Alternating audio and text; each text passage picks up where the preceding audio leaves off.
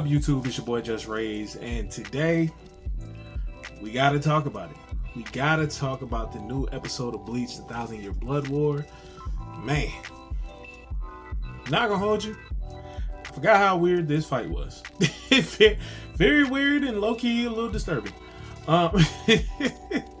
This episode, we're gonna get right into it because this episode, Bleach still hitting on all cylinders, by the way. But this episode, it was just, it was. I remember reading this and just being like interested in the reading of it because it's panels. I mean, it's manga panels, but you don't really seeing it animated just adds extra like reality to it, where it's just like, I forgot that you did this. This was real creepy. But shout out to Bleach, shout out to Tite Kubo. We picked this episode right up where the last episode ended, where we see Uryu shooting through Renji, and Renji passed out. But we also, how previous episode we saw YHWACH actually looking at Uryu.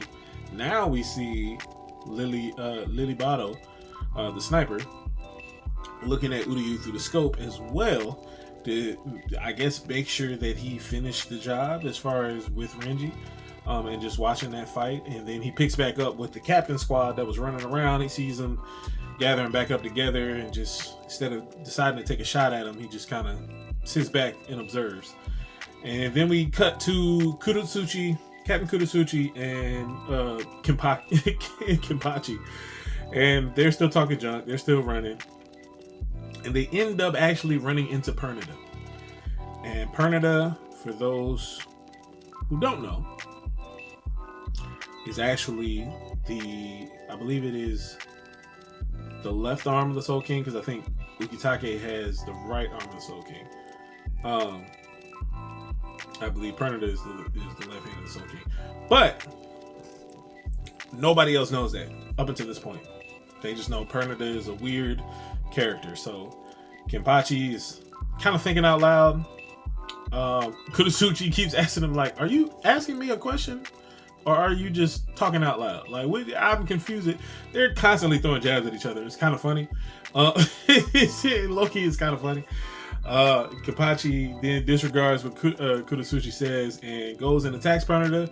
And Pernida kind of makes quick work of Kenpachi. He infects his arm with some type of attack, and Kenpachi actually slices what he thinks is his head open, and turns out it wasn't his head. Also turns out that Kenpachi don't listen well, because as his arm starts to freak out and twist out based off of the attack Pernida used on him, he ends up ripping his arm off, and he goes into attack again, thinking he can attack him before Pernida's powers take effect. He ends up getting caught again and almost getting torn to shreds if it wasn't for Kuratsuchi coming through and helping him in a very awkward way. He comes behind Kenpachi and stabs him through the back with his sword, with his shikai. And in his shikai, he has like some sort of nervous sedative for his nervous system that ends up shutting Kenpachi down. It kind of paralyzes him in the moment. Although Kenpachi is still able to move his eye, which just goes to show you how strong this dude is, because right now he's being pumped full of drugs by Kuratsuchi, and he's still able to move, which is crazy. Even though he wasn't able to move his hands, he was able to move his eye, which is even still crazy. And the whole time they're going through this fight, you kind of see Ikaku and Yumichika and Nemu just kind of in the wings, watching the fight and just giving their commentary. And then you see Kuratsuchi finally confront Pernida, and Pernida tries to, he pretty much calls out his attack and tells him that Pernida uses nerves. He's able to attack using nerves to attach to different people and take control of not only their the surroundings but also their body. And so once he calls his bluff and Pernida tries to hit him, he throws some acidic solution that ends up hurting Pernida. Pernida gets upset, disrobes, and reveals himself to be the left arm of the Soul King. Kurosuchi at first is shocked, yet intrigued. Then he's super excited and fascinated, and Ikaku's like, yo, you need to run. And he's like, I'm having the time of my life. Why would I run? Because if you don't know, Kurosuchi is crazy. But and he's all about his research, but he's crazy. And so it was just funny just seeing his interaction and seeing like, bruh, you all right? Like, is everything good at home? Because you're all over the place right now.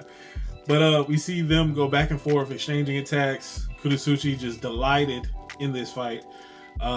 We see his sun robe, his glowing robe, get destroyed. It ends up exploding when he gets caught in one of Pernida attacks. And we also see that Pernida can speak with no mouth, which is also interesting because even Kurosuchi's like, what muscle are you using to give yourself a voice? Because this is weird. And so after his suit blows up, he's falling out of the sky because he got caught in an attack in the air. Kurosuchi is falling to the ground, and Kaku's like, yo, watch out, his nerves are in the ground there. Kurosuchi sees it, and he activates these boots that imitate pretty much that pretty much imitates the Ishida family's like Quincy step. And so now he doesn't have to touch the floor anymore. And Pernida like, oh, okay, he was shocked by that. And then Pernida, while he's in that mode, he ends up shooting off, Kurosuchi ends up shooting off one of Pernida's fingers because it is a hand. So he has 5 fingers. He shoots off one of his fingers and he's like, I'm gonna collect this for a sample, throws some liquid on it to preserve it. And then we see Pernida's severed finger transform into another arm. And then we see Pernida rip off another finger and transform that into another arm. But then he starts complaining because he got blood in his eye. So that was weird. But we see Kurosuchi just kind of delighting in the fact of everything that's going on in this fight. And then we see Kurosuchi use Bankai. And he's altered his Bankai to, before it was like a poisonous baby caterpillar looking thing with swords. Was his original Bankai. Now he's altered it to where it's now pregnant with another Bankai that has different unique abilities based on the commands he gives it during battle. And so we see his Bankai give birth to like a baby version of his Bankai, and this baby version has nerve endings all on the outside of his body, so anytime he touches the air and the floor, the air in the ground, he's in excruciating pain. Which is kind of weird. But I told you, this fight is weird. We see Pernida try to attack the baby, and he was like, if you try to attack it with your nerves, it's going to be of no use because the nerve endings that are on the outside of his body are connected to 70,000 different layers in his body. So the moment you attach it, and attach your nerves to one of his nerves, all you're doing is peeling back another layer that you now have to get to in order to get to a new nerve. And so pretty much Pernida's attack ends up being useless. And then we see the baby in attack mode, and he devours all 3 arms, including Pernida himself. And we see them get devoured, and that's pretty much where the episode ends. And then the poem for next episode sounds like it's Shunsui. So it's like, are they just gonna show, like, are they just gonna start each fight? Because remember what I said a few reviews ago. After the setup where they all got into the Royal Palace, where each group got into the Royal Palace, it was going to be straight fights from there on out. And so far, they've lived up to the hype. Even added a new fight with Renji and Uryu. So we got Kurosuchi and Kenpachi versus Pernida. We see Kenpachi get taken out pretty quickly. We see Kurosuchi kind of having his fun with Pernida. We see Lily Bato shooting and sniping people. And we see him kind of observing the rest of everybody. We see YHWACH looking off in the distance because he's a hater right now. And he's hating on Uryu. And we also see Gerard threatening everybody, even though they can't hear him. Saying, y'all come all fight me at one time. And nobody heard you, dog. Nobody's by you. And then we saw Askin taking out Grimmjow. And the last we saw, Ichigo was coming to rescue Grimmjow. So we are seeing these fights being strategically placed and situated to either go multiple rounds, which most of them do, or to like all be taking place at the same time. And it's interesting that next week's episode is going to be Shunsui. If you read the manga, you know who he fights, and that's going to be a fight. That's going to be a fight, because what transpires in that episode, in that fight, we get the reveal of Shunsui's Bankai, which is very detailed and very dope. It's gonna be super cinematic, animated. I can already tell, because it was really cinematic in the manga. So I'm excited to see that. But I thought they were gonna sit in some of these fights a little longer. So I don't know if they're going to show the end result of Kurotsuchi's fight the way they started this episode with the end result of Uryu and Renji's fight, or how they're going to continue to tell the story. But for me, this particular episode, I give it a 9 out of 10. I give it a 9 out of 10 because I didn't know how they were going to portray this particular episode and this particular fight. And I also forgot how creepy this fight was. So it's a 9 out of 10 for me. But the episode was still fire. It was still good. It was just a little creepy. It was just a little creepy. Anytime Kurotsuchi's involved, you know it's going to be off the rails. But this one was really creepy. A little disturbing. But let me know in the comments below how you feel about this particular episode, how you're liking part 3 of the 1,000-Year Blood War for Bleach. Comment below, let's chop it up about it. If you haven't put Bleach on your watch list yet, definitely I would recommend you putting it up there. It's a big 3 for a reason.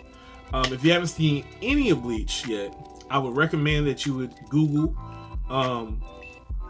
what filler episodes you can skip, because the filler episodes aren't really that important in Bleach and they're randomly placed. So there are some quick guides when you Google it that show you pretty much where the filler episodes are, so you can skip those episodes and continue with the main story.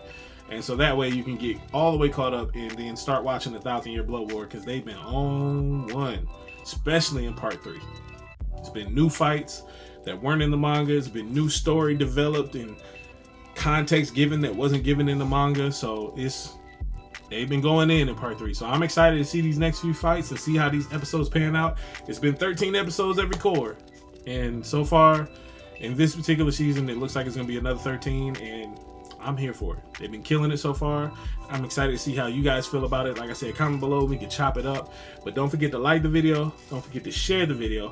Don't forget to subscribe to the channel and hit that notification bell so you can be notified anytime that we drop a new video on the channel, which is every day. But stay tapped in. Let me know if you agree with my rating in the comments for this particular episode. Let me know if you were disturbed as well by this fight, because Kurotsuchi's crazy and this was disturbing. But I mean, he was handling his business, so shout out to him. But never forget, it's FreeSoul to the soul free. Let's get it.